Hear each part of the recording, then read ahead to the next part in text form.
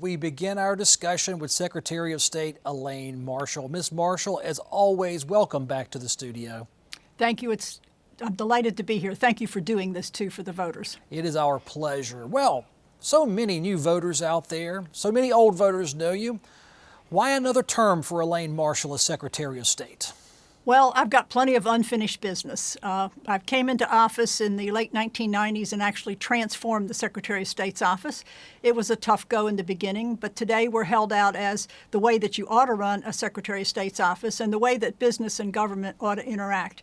I did that by embracing technology, pledging for transparency, and we've achieved all of those, but there are still many, many more steps that can be added to that to be a more efficient relationship between government and business. Because a lot of your voters may not know, Secretary of States are not uniform across the country. Far from it. We all do different types of things. In North Carolina, our mission statement is to build businesses, to help with the formation of capital, and then consumer protection.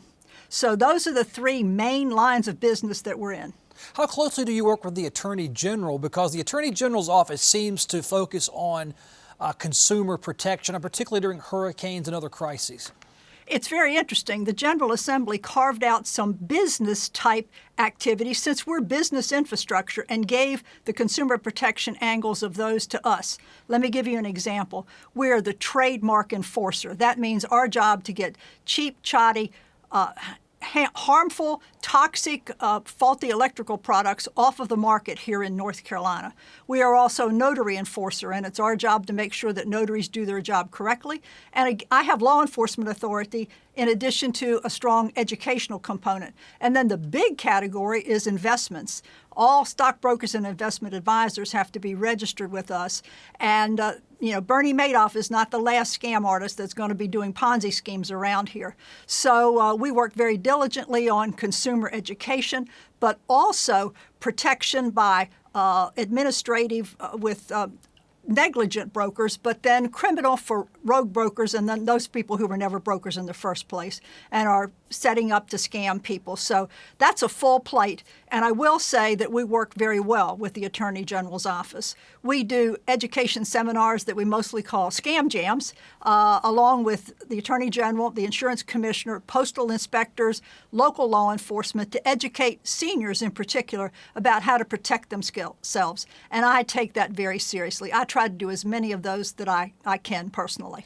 Has the issue of scams and scam artists in North Carolina, has it grown as the population has grown, or can it be tamped down through vigilance over all these years?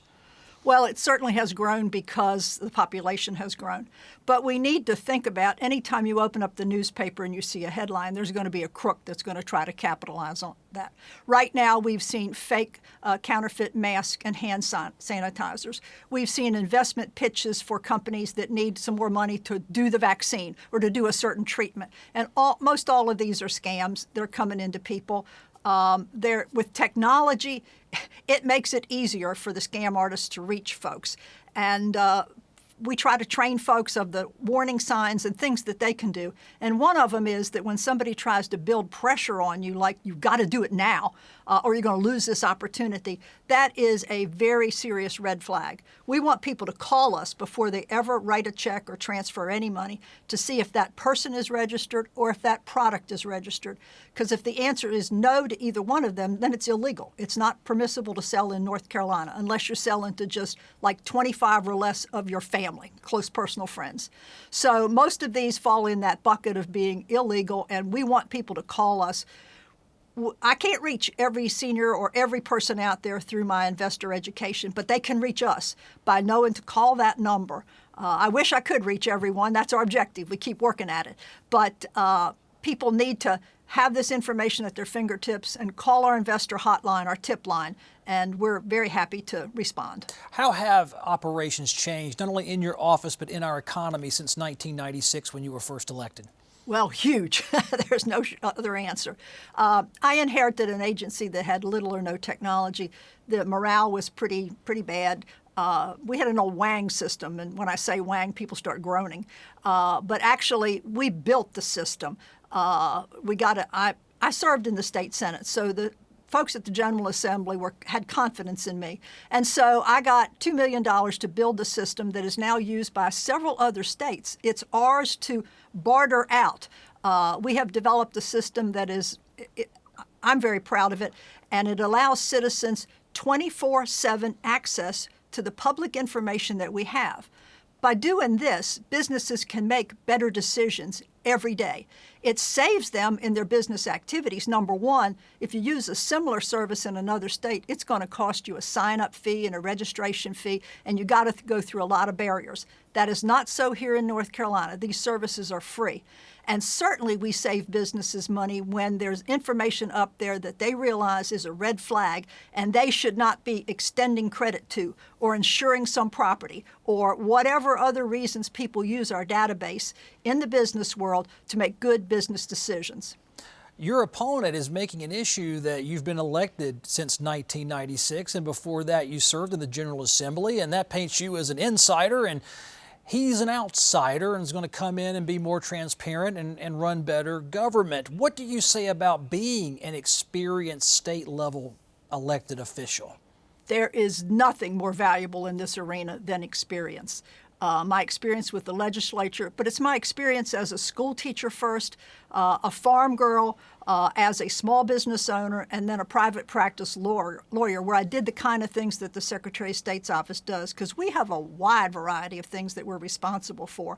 I have had touches of that prior to coming into the office, and now have been considered the leader on some of these things among my colleagues in the country. So experience matters, and I've got the experience, I've got the energy, and I'm still seeing challenges out there. Technology changes every day, and cybersecurity is one thing that I'm very, very big on, because we've got these databases that our business community uses, but also some folks there's such a thing as business identity fraud, where they mock another business and somebody ends up losing money on that.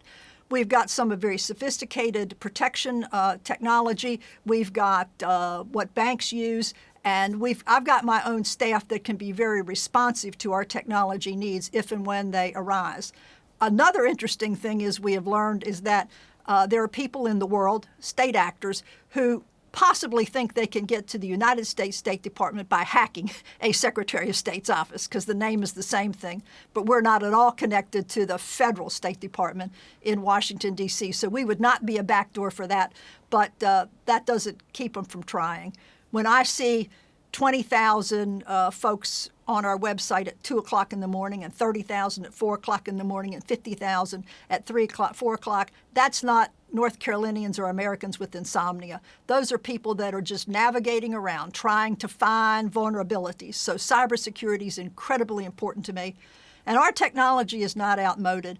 We survey our customers twice a year randomly, and we receive better than 90% of our users are satisfied or very satisfied with our services. How is your relationship with the business sector? And since you are handling all the stockbrokers and investment brokers, how have you developed a relationship with them while also regulating them? Well, I do a lot of speaking to these groups.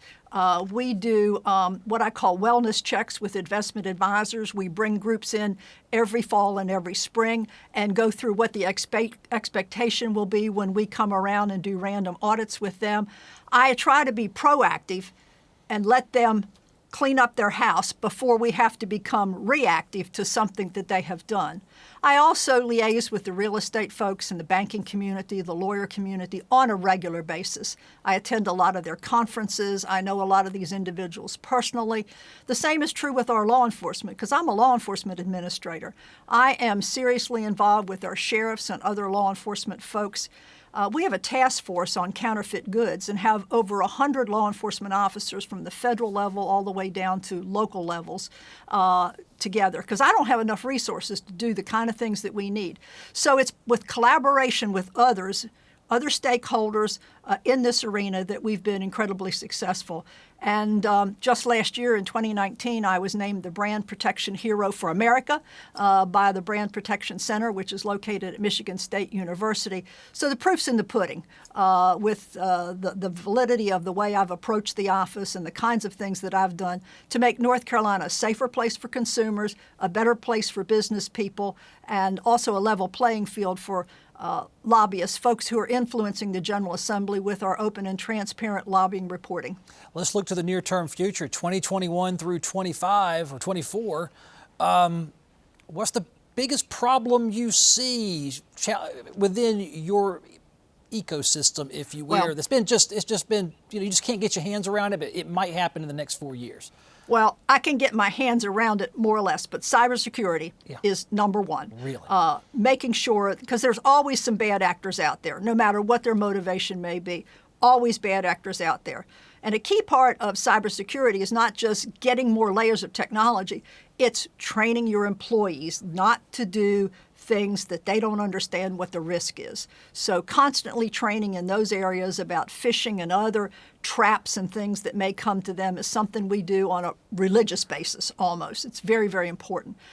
Other things that are out there that I see, I think most people see, for economic development in this state, we have got to have better broadband, high-speed internet. If we don't get it out to our rural areas, and it doesn't, not necessarily rural, it's got to be all around North Carolina. That will improve our education. That will improve our telemedicine. That will improve our economic attractiveness to companies that want to come to places in eastern North Carolina or western North Carolina. So broadband expansion is one of the things that this state as a whole, and I'm willing to do my part. I'm a farm girl. I was raised on a farm. 4-H is incredibly important to me. I wouldn't be where I am today but for the 4-H program. So I understand rural America, even though 4-H is not limited to rural anymore. It was when I came up. I see the need out there. I see the hardworking folks. I see the entrepreneurs who just need this opportunity to keep their businesses going. So broadband is something I'm going to work on a lot in the next 3-4 years. Voters, that's Elaine Marshall, Democratic incumbent Secretary of State for North Carolina. As always, Secretary, thanks for coming by for a conversation with us. Thank you so much. It's been a pleasure.